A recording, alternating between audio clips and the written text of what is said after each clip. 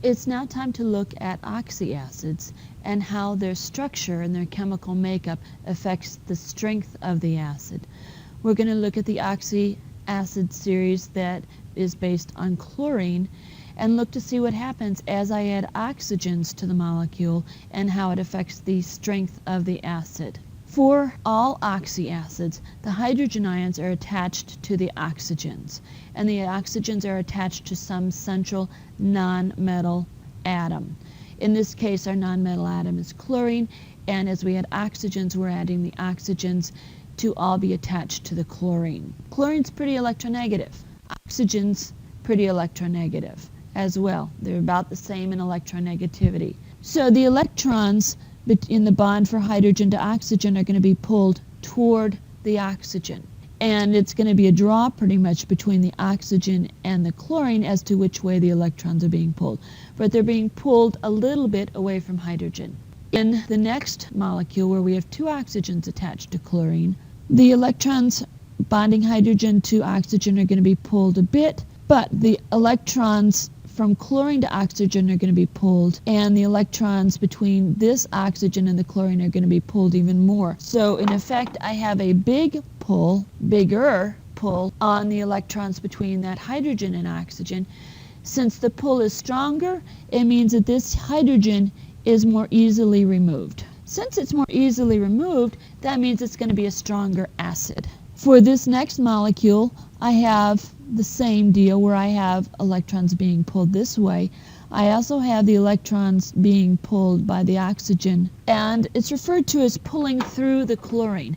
So I have an even stronger pull now on these electrons, meaning that this hydrogen is more easily yet removed. Finally, I have 4 oxygens attached to my chlorine, so this is perchloric acid. If you remember your strong acids, you'll remember that perchloric acid is a strong acid, and that's because I have all these oxygens acting on the chlorine, and effectively they're all helping to pull on this poor bond between hydrogen and oxygen. And so that means that this hydrogen very easily pops off and allows the perchloric acid to ionize 100%, allowing it to then be considered a strong acid. So in general, as the number of oxygens increases, the strength of the acid increases.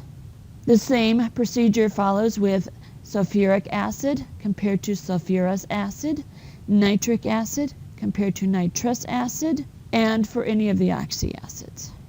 To get acids and bases, one way we can do that is to add oxides to water. And when we add an oxide to water, what determines whether it becomes an acid or a base is the bond between hydrogen and oxygen compared to the bond between oxygen and the next element. So we're looking at the HO bond and we're looking at the OX bond. Mostly we're looking at the OX bond. So if our OX bond is ionic, then the compound will break into ions here. So the break here means I have O and H attached, and X loses the electrons and becomes the positive ion. So if this is the case, I have a base.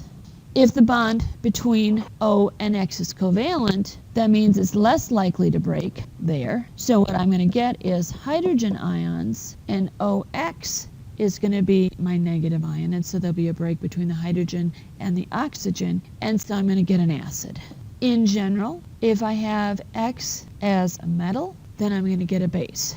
So metallic oxides are basic oxides. And when X is a nonmetal, I get acidic oxides. And if we think about all of the air pollutants, carbon dioxide, carbon monoxide, sulfur dioxide, nitrogen dioxide, when you dissolve all those nonmetal oxides in rainwater, that's what gives us acid rain. Our final topic for acids and bases is Lewis acids and bases. So this is our final theory about how to describe acids and bases. We started with Arrhenius, we moved to Bronsted and Lowry. Now we're going to finally look at Lewis acids and bases. Oddly enough, the same Lewis that gave us the Lewis electron dot structures or Lewis structures. And Lewis acids and bases define acids and bases based on electron pairs. And Lewis says that an acid is an electron pair acceptor, meaning that it is usually lacking in electrons and has an open spot where a pair of electrons, usually a lone pair, can be used to form a bond. A base is an electron pair, not acceptor, but donor. So that means it has a lone pair, at least one lone pair of electrons. Sometimes it's charged, sometimes it's not, but it is the contributor of the electrons and so is defined as the base. When you write Lewis acid-base reactions, you tend to have to draw them out as electron dot or Lewis structures, and sometimes, especially in the example shown here, they're kind of impossible to name. So one example that's fairly easy is we have hydrogen ion, has no electrons, and we have ammonia, which has a lone pair of electrons right here. So we can form a bond, which is this bond right here, between that hydrogen and the ammonia molecule, and we get an ammonium ion.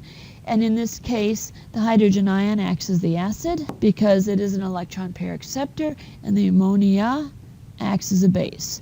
We've already seen that ammonia behaves as a base in our Bronsted-Lowry definition. Here, it's still behaving as a base with a slightly different reason for it having that definition. More common when you're dealing with Lewis acid bases is we have structures like this. So we have boron trifluoride. Okay, boron only has 3 electrons, so it can only form 3 bonds on its own. But it has this spot right here where it could, if there were electrons available, make space for another bond.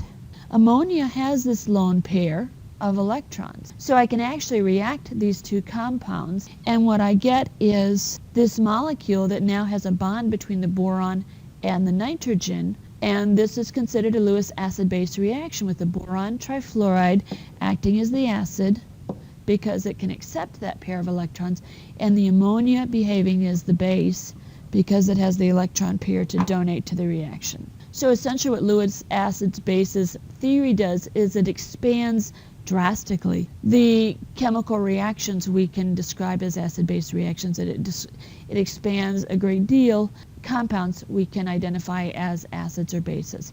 However, for AP chemistry, about the only thing we're going to do with Lewis acids and bases is to be able to define what makes a Lewis acid, what makes a Lewis base, and perhaps be able to identify a reaction such as these two shown. And so that takes us through chapter 14 of our equilibrium with acids and bases.